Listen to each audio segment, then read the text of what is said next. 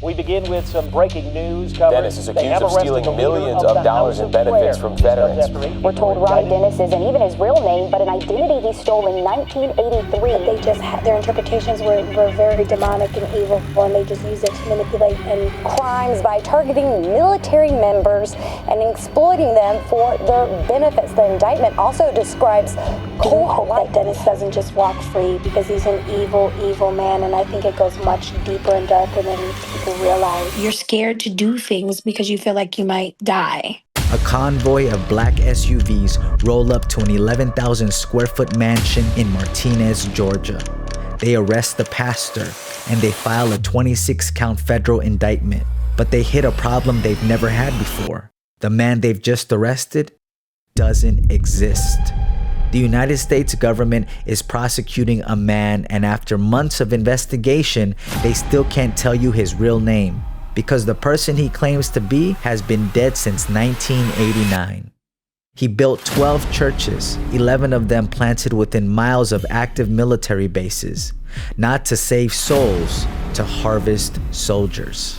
$23 million stolen, money that was supposed to give those soldiers a future. He took it and bought mansions. And if you're watching this thinking you'd never fall for something like that you're too smart, too aware, too rational, I need you to hold that thought, because by the end of this video, you might not be so sure.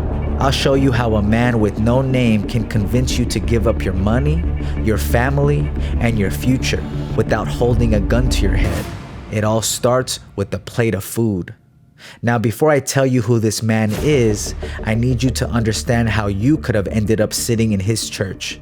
the indictment also describes cult-like behavior. Not someone else, you. You're 18 years old, maybe 19. You just graduated basic training.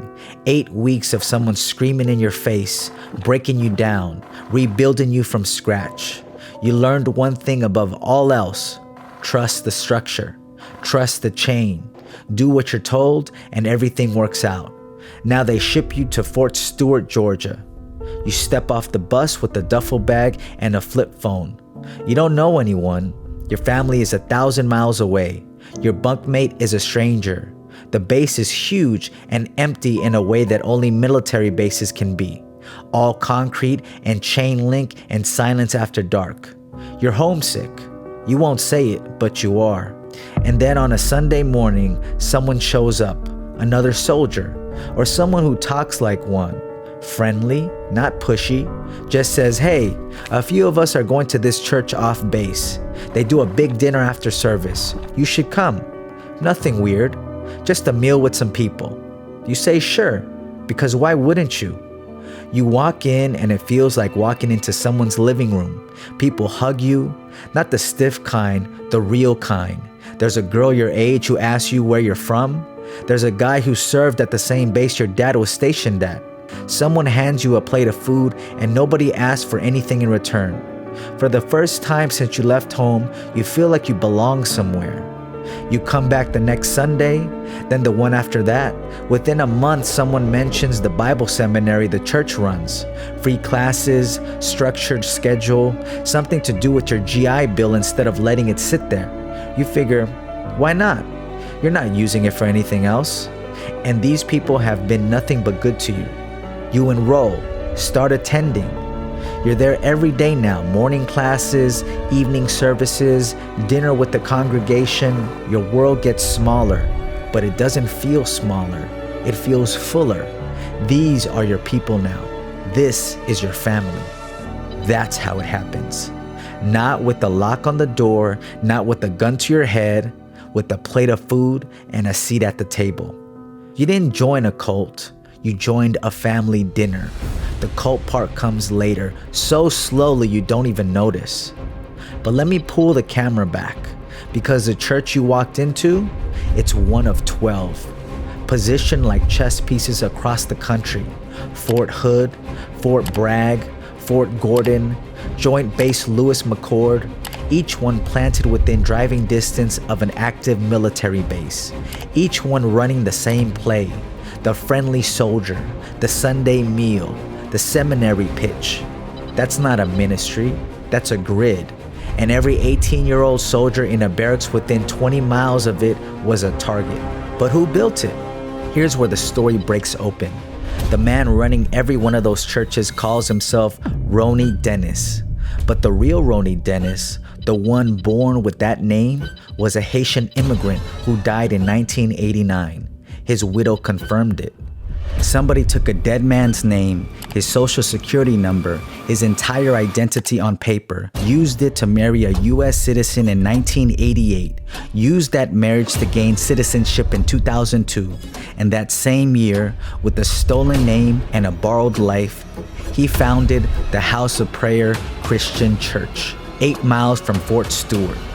The hunting ground was open. Remember those seminary classes, the ones you signed up for because the people at church were so kind and it seemed like a smart use of your GI Bill? They weren't real. Classes ran on an honor system. Assignments were rarely graded. Students weren't learning theology, they were being sent out to recruit. They called it soul winning. It meant one thing: go find another soldier and bring them to dinner. When you enrolled, tuition was $300 a semester. Then the church applied for GI Bill funding, meaning the government would pay your tuition directly. The day that got approved, tuition jumped to $3,000, 10 times more. Same classes, same building, same nothing being taught, and every semester someone inside that church sat down and wrote your name on an attendance sheet for classes you never attended and sent it to the VA as proof you were there. The government paid, the church collected, and you had no idea your benefits were gone. But here's what kept you from finding out. It starts small. Someone suggests you'd focus better without your phone. You hand it over. Makes sense. You're in classes all day anyway. A week later, someone takes the TV out the common room. A distraction, they say. You barely notice. Then you realize you haven't called your mother in 3 weeks. You ask about it and someone says outside contact is discouraged during this part of your spiritual development. Temporary, they say. Just for now. Just for now becomes a month, then 6, then you stop asking. The leader starts making decisions you didn't ask him to make. He tells 2 members to marry each other. They do. He tells another couple to divorce. They do. One woman was pushed into marrying a man with a history of violence. When she finally tried to leave, she found alarms on the doors. She escaped through a bedroom window in her pajamas, stuffed everything she owned into a pillowcase, ran barefoot to a cab she'd secretly called from a borrowed phone. Anyone who left was placed on what they called an ex-Traitors list. Every person still inside was forbidden from contacting them.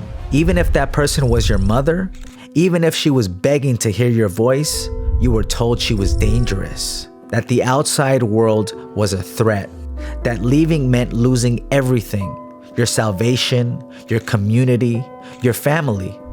And the thing is, by that point, they were right. The community was everything you had. They made sure of it. They'd spent months, years, cutting every other thread in your life until the only thing holding you together was them. That's the cage. It's not a room with a lock. It's a life with nothing else left in it.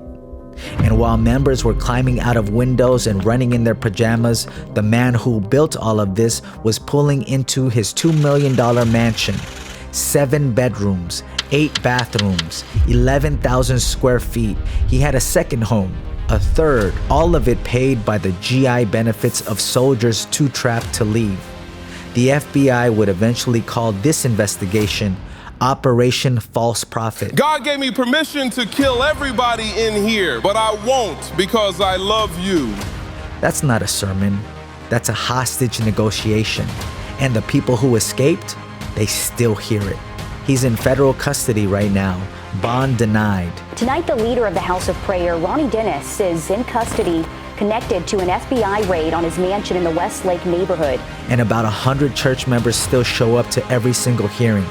Women in skirts, men in matching Navy suits, still loyal, still inside. Sometimes the most dangerous thing in the world can be something as simple as a plate of food and a seat at the table.